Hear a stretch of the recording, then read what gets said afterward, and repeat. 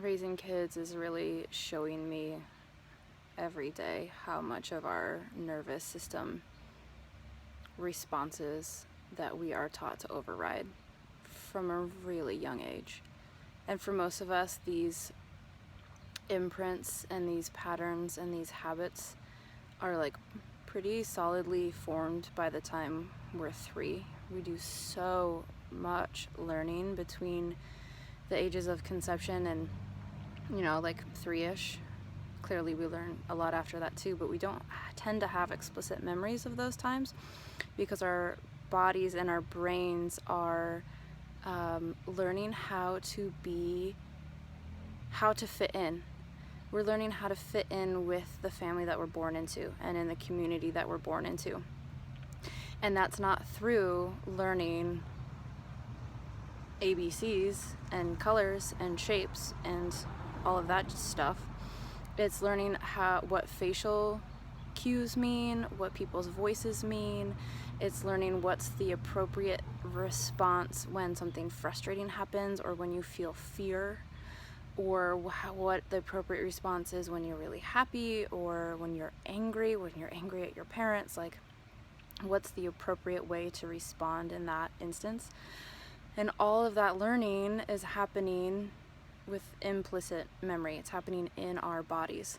So that when we grow up and we're 35 fucking years old and we don't know how to accept a compliment or share our feelings because we're afraid, right? And we don't know why. It's because all of that's in our body. It's like something that we learned a very, very long time ago. And so 2 things are so alive for me right now. One, I am so fucking thankful for this education that I am getting in somatic experiencing, because it is helping me be such a better parent.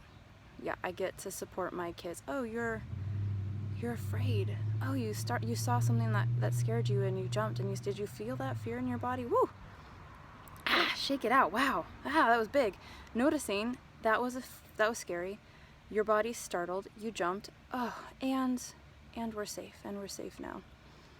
It's not, oh, you saw a bug and it was just like, get over it. Don't be afraid of that. That's fine, because that fear is still going to live in the body, but that child's gonna know that it's not safe to express when they're feeling fear. 2, the other thing that's really alive for me is how important it is as adults when we want to be in healthy relationship. My partner's maybe gonna laugh when he sees this video because we got in a big fucking fight today, like the biggest we've had in the 11 years we've been together, maybe. Like, there's just a lot that's bubbling up.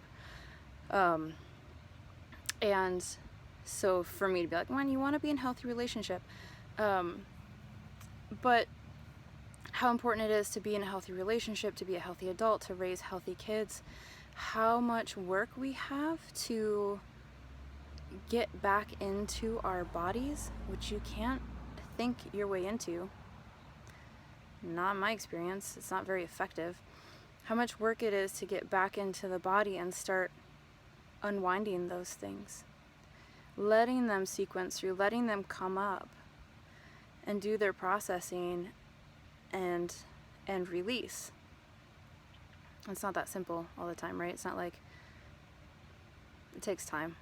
There are so many layers, so many layers, and there's hope. Yeah, there's hope. You may think that you are just a raging person who is angry all the time, and some people are always overstepping your boundaries, and you're just like mad and judgmental all the time. Okay, that was me. I'm using myself as an example. I used to be so mad all the time, so judgmental, so just like things would drive me crazy. And getting to do somatic experiencing sessions, like getting to receive the work and then understanding education in the nervous system, I feel like my personality has changed. This was a question that my friend Molly brought up in our last module that we attended together. What's the difference between personality and nervous system? And our teacher was like, I don't know, let me know if you figure that out. It sounds like a great philosophical debate. Because so many of us are noticing that as we go through this work and we respect our bodies more and we learn more about our bodies and we follow the body's guiding, that our personalities seem to be changing. And I think that's a really important thing to understand, is that a lot of us grow up feeling like we're broken, or we're just destined to be depressed, or that it runs in the family. It runs in the family because that's what you were taught. And it wasn't that you were like, can look back on your notes from high school and be like, oh yeah, this is where they taught me to be depressed. No, that happened when you were like a toddler. And you noticed how people responded to your needs. That's when that happened. I'm going to sign off at 6 minutes. Some good thoughts that I'm having today.